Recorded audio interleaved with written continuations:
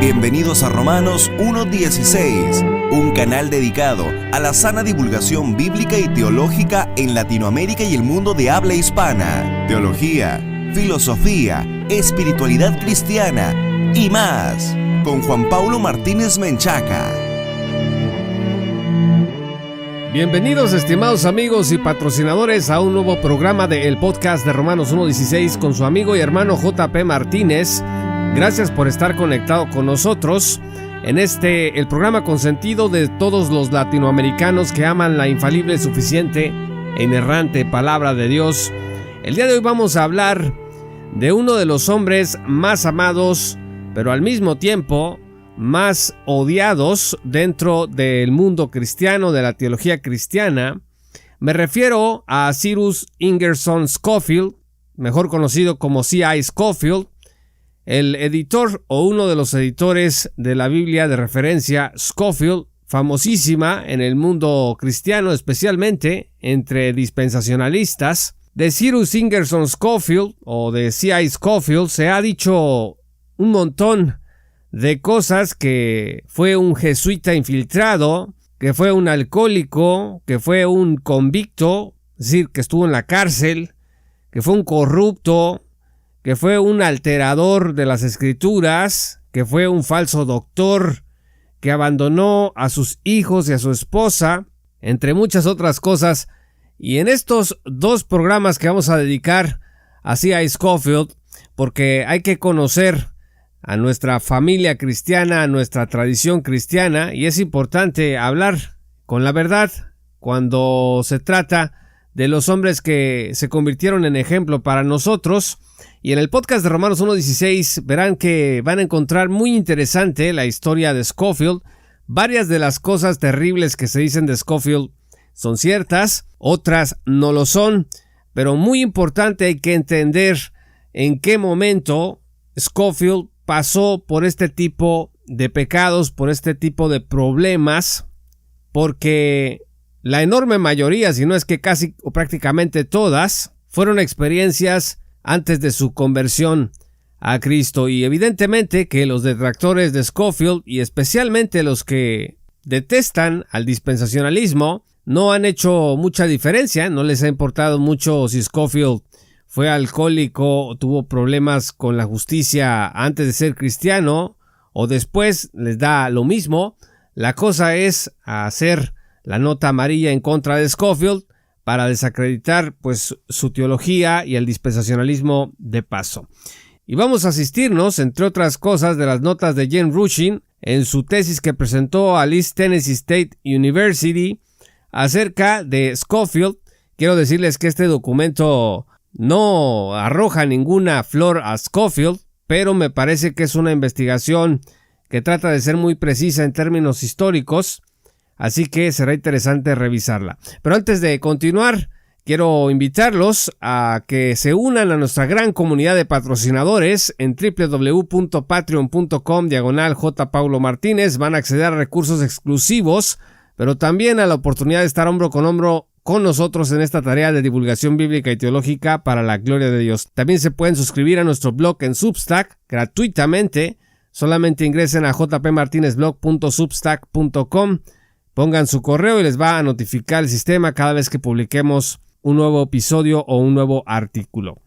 Para empezar a hablar de la familia Scofield, pues tenemos que remontarnos a 1635, cuando el primer inmigrante de la familia Scofield llegó a Estados Unidos, o mejor dicho, a las colonias americanas. Me refiero a Daniel Scofield junto a su hermano Richard Scofield. Fueron dos puritanos fundadores en las colonias de Stamford, Connecticut. Es correcto, acabo de decir fundadores puritanos. Los antepasados de Scofield fueron puritanos importantes en Connecticut. De este linaje puritano nació Cyrus Ingerson Scofield como el séptimo hijo de Elías y Abigail Scofield. El 19 de agosto de 1843, su madre infortunadamente falleció por complicaciones de parto 3 meses después de que nació Scofield, y Scofield fue criado en la tradición congregacional. Scofield indicó que cuando era niño le gustaba leer a Homero y a Shakespeare. A pesar de que Scofield era nativo de Clinton, Michigan, en el norte, se unió como voluntario, escuche usted, al régimen confederado del sur. Tenía 17 años de edad apenas y era el año 1861. Scofield fue asignado a la compañía confederada de la infantería del 7º Regimiento de Tennessee. Lo que pasa es que fue a visitar a un familiar y por ahí había amigos que lo invitaron mientras él estaba de visita en el sur a que se uniera al régimen confederado. En ese tiempo era un símbolo de hombría unirse a la milicia y lo convencieron de 17 años y pues se metió al ejército. Sin embargo, estuvo enlistado nada más un año, entre 1861 y 1862. Para el invierno, la fatiga, el hambre y el frío llevaron a Scofield al hospital. Mientras estaba en recuperación, el Congreso Confederado convocó a todos los hombres sanos de entre 18 y 35 años para servir años adicionales en la Armada. Scofield, que estaba muy débil en ese momento, pues dijo: yo creo que yo ya no quiero regresar. Lo que entonces Scofield hizo fue escribirle al general George H. Randolph, secretario de guerra en ese momento, y le pidió que lo exentara de servir otra vez debido a su salud. En su carta, Scofield le dijo al general que él era de Michigan, que era del norte, y que se había unido al sur cuando visitaba a su hermana en Tennessee. Estaba poniendo el joven Scofield pues todos los argumentos que podía para que lo exentaran de regresar a la milicia del sur. Scofield aplicó para ser exentado del servicio en la Armada en abril de 1862, pero le respondieron hasta septiembre. Mucha gente estaba desertando. Le concedieron liberarlo finalmente del deber militar por no ser ciudadano de los Estados Confederados, sino un aliado amigo de la causa. Este es uno de los datos que se usa para desacreditar a Scofield. Dicen que fue un desertor del ejército confederado, no un héroe condecorado como algunos amantes de Scofield lo han dicho. También los detractores anotan que en su biografía que escribió Charles G. Trumbull, uno de los grandes admiradores de Scofield, no se mencionó nada sobre la deserción militar de 1862, como si Scofield hubiera ocultado que desertó. Y de hecho, otro escritor enemigo de Scofield, Joseph M. Canfield, lo anotó con todas sus fuerzas para difamar a Scofield y decir: bueno, pues aquí estamos en presencia de alguien que está ocultando que fue un desertor en la milicia. Sin embargo, la verdad es que Scofield sí sirvió entre los confederados, vivió un año entre ellos y la deserción era en ese momento un problema grande entre los confederados y Scofield fue uno de los que desertó también. Para 1869, cuando Scofield tenía alrededor de 30 años, se unió al Partido Republicano y sirvió en Kansas por 2 términos. El presidente Ulysses S. Grant colocó así a Scofield como el fiscal en Kansas, el fiscal de los Estados Unidos en Kansas, un cargo sumamente importante. Fue acusado de traidor. Evidentemente que el ambiente político influyó mucho para que se metiera en estas pugnas intestinas por el poder y, como decimos, salió bastante raspado. Los críticos de Scofield mencionan esta etapa de su vida como su desgracia política. Sobre esto vamos a dar algunos detalles enseguida, pero hay que decir que Scofield se casó en 1866 con una católica romana de nombre Helen Lebaucerré, que recibió la dispensa de Roma por un matrimonio mixto con un no católico. Tuvieron 2 hijas y un hijo. Scofield comenzó a litigar a favor de los intereses de la familia en Kansas como parte de su carrera legal. Al mudarse a Kansas, Scofield tuvo 2 sirvientas, una mujer irlandesa y una niña negra de 10 años. Y este hecho, los detractores de Scofield lo han usado para decir que Scofield tenía la costumbre de tener servidumbre de color, como que invocando el orden social previo a la guerra, el orden esclavista previo. La reputación legal de Scofield crecía mientras llegó a servir en el comité judicial en Hutchinson County, en Kansas, en 1871, pero haberse involucrado en política no fue para nada lo mejor. En 1872, la administración de Grant se metió en un montón de problemas y de escándalos de corrupción. Se decía que se estaban comprando votos, que se estaban vendiendo escaños en el Senado, y Scofield fue señalado como conectado a esto en Kansas. Así que este escandalazo alcanzó los titulares de The Tribune, un diario de la localidad, quien indicó que al parecer Scofield había sido víctima de una conspiración. Scofield, como fiscal, declinó perseguir a uno de los políticos principales acusados de compra de votos, y fue en esta época que, tan solo 6 meses después de haber entrado en su cargo como fiscal en Kansas, renunció al cargo que le confirió el presidente Grant. Scofield jamás fue perseguido por la autoridad por este asunto de corrupción de venta de escaños y de compra de votos.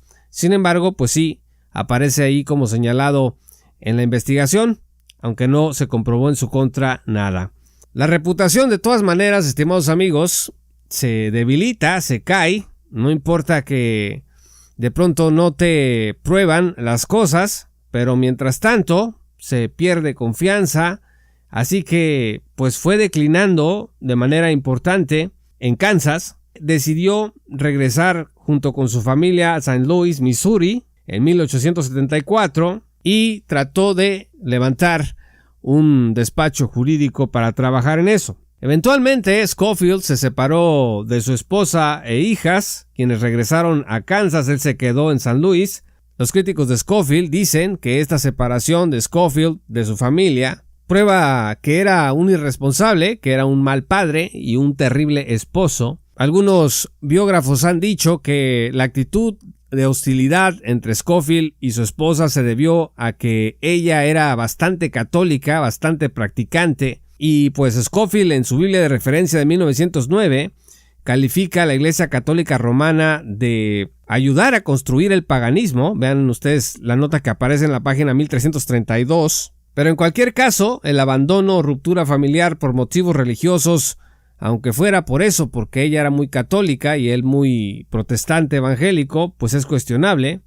Aunque para el tiempo en que Scofield se casó con una católica romana y se separó, él no conocía el Evangelio de Cristo todavía. Esto es muy importante reconocerlo en la medida que vamos revisando algunas de las cosas biográficas, porque enseguida quiero comentarles además que se acusa a Scofield de que estuvo preso. Vamos a revisar esa información, que también es anterior a su conversión a Cristo. Scofield trató de desarrollar su práctica profesional en St. Louis hasta principios de 1877. Este año se dijo que Scofield obtuvo dinero de Jephthah Simpson, una señora, utilizando un pagaré falsificado a nombre de su hermana Emily Scofield Papin. Jephthah Simpson, ¿qué hizo? Pues demandó a Scofield y también demandó a la hermana en la corte de St. Louis, y Scofield se fue de la ciudad, abandonó su domicilio para evitar ser notificado. Meses después se dijo que Scofield intentó otro fraude contra otra mujer en Milwaukee, Wisconsin. Las autoridades de Milwaukee arrestaron a Scofield, esta vez por vagancia, pues ese es el cargo en aquel entonces que se indicaba, porque acumuló una factura en un hotel de la ciudad, es decir, se hospedó en un hotel y no pagó. La denuncia en su contra, sin embargo, no prosperó y Scofield fue liberado. Para diciembre del mismo año, Scofield fue arrestado de nuevo por el mismo cargo de no pagar en un hotel por estar sin fondos, pero la corte también volvió a desechar el caso en su contra porque dice que no encontró sustanciación para la acusación. En 1878, al siguiente año, se presentó otro presunto caso de falsificación muy parecido con el que pasó con Jephthah Simpson en St. Louis. Scofield se fue de St. Louis y regresó a Wisconsin. Usó un alias, Cyrus, en lugar de Charles. El periódico en ese entonces ventilaba muchas historias, como lo hace el día de hoy, y la historia de Scofield no fue la excepción. Lo evidenció como falsificador, recordó el caso de falsificación en Milwaukee. Scofield estuvo preso en la cárcel del condado esperando ser trasladado de regreso a St. Louis. Esta vez en St. Louis, Scofield aguardó en la cárcel gran parte del año esperando los cargos por falsificación.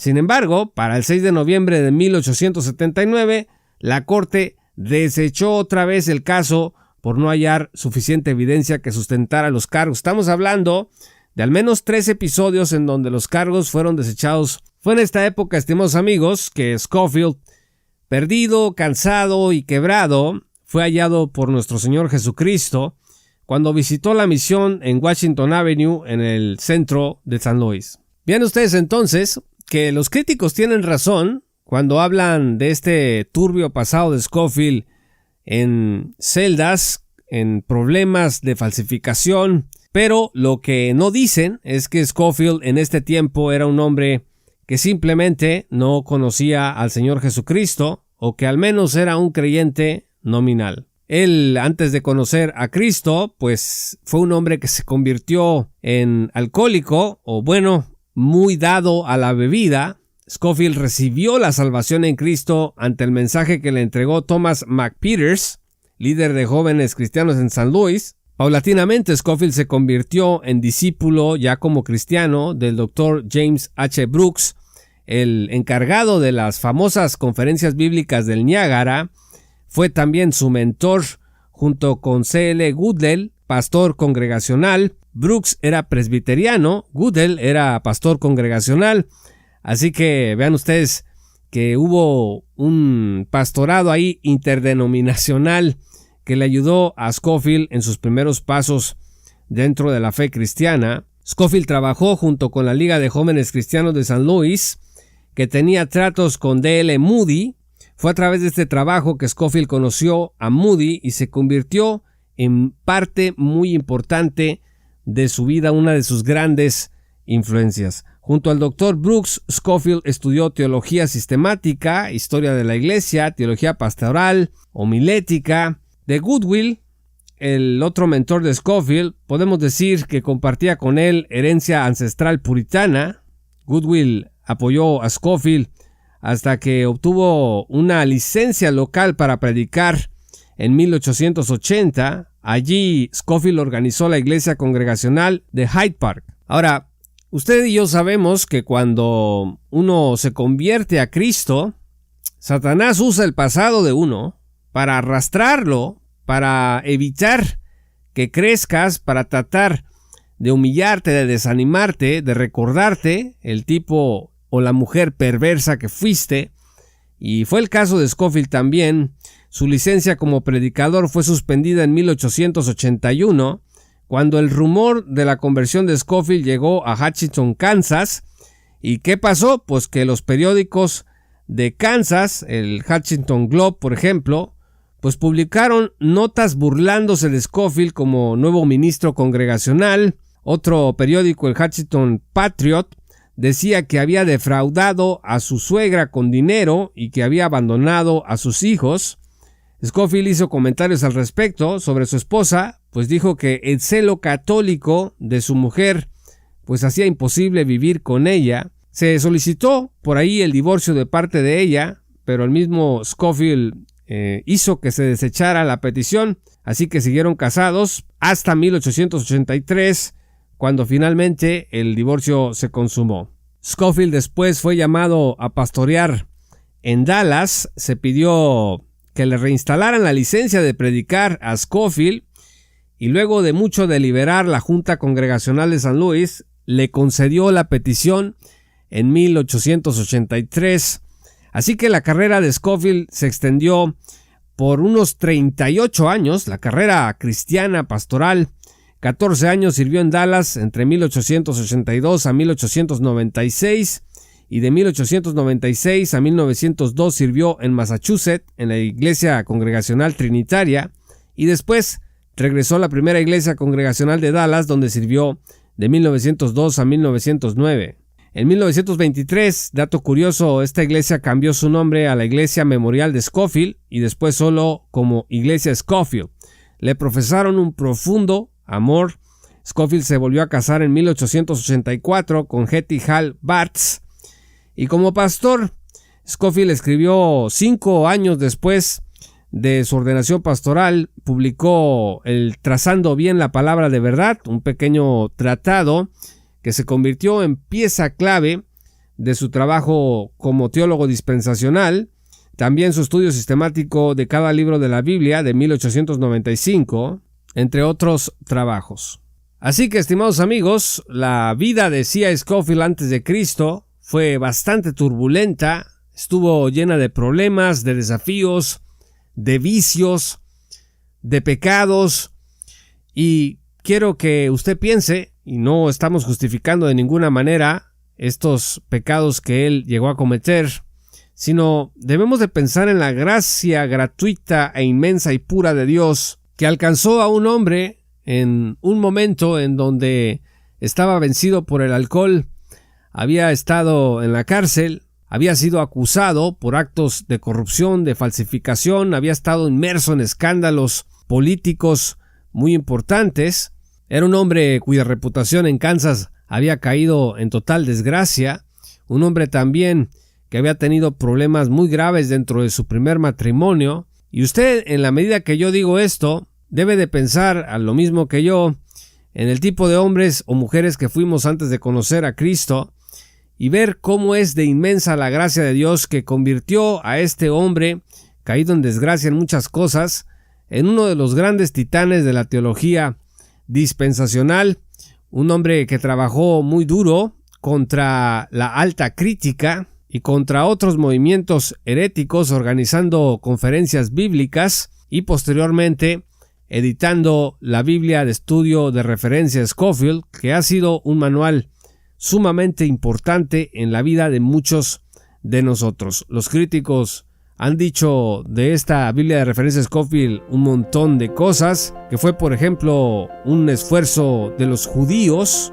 que patrocinaron este estudio de referencia Scofield para poder dominar el mundo, es decir, teorías de la conspiración, sobre todo muy famosas dentro del supremacismo, pero nos podemos dar cuenta, revisando bien la historia, que este hombre transformado por Dios que fue C.I. Scofield realizó un trabajo muy importante por la fe y sigue ahora llegando a la vida de muchos hermanos y hermanas en Cristo que hemos aprendido de sus libros y de sus notas. Espero, estimados amigos, que este programa les haya gustado. Recuerden que pueden unirse como patrocinadores en www.patreon.com/jpaulomartinez. Ayúdanos para que pueda seguir este trabajo de sana divulgación bíblica y teológica en el mundo de habla hispana. Y también suscríbete a nuestro blog en Substack como jpmartinezblog.substack.com, siguiéndonos además en todas nuestras redes sociales como @jpmartinezblog. Yo soy JP Martínez, muchas gracias por haber escuchado este programa y que el Señor los bendiga hasta que volvamos a encontrarnos. Esto fue Romanos 1:16 con Juan Paulo Martínez Menchaca. Únete como patrocinador y apoya la sana divulgación bíblica y teológica en América Latina. Romanos 1:16. Todos los derechos quedan reservados.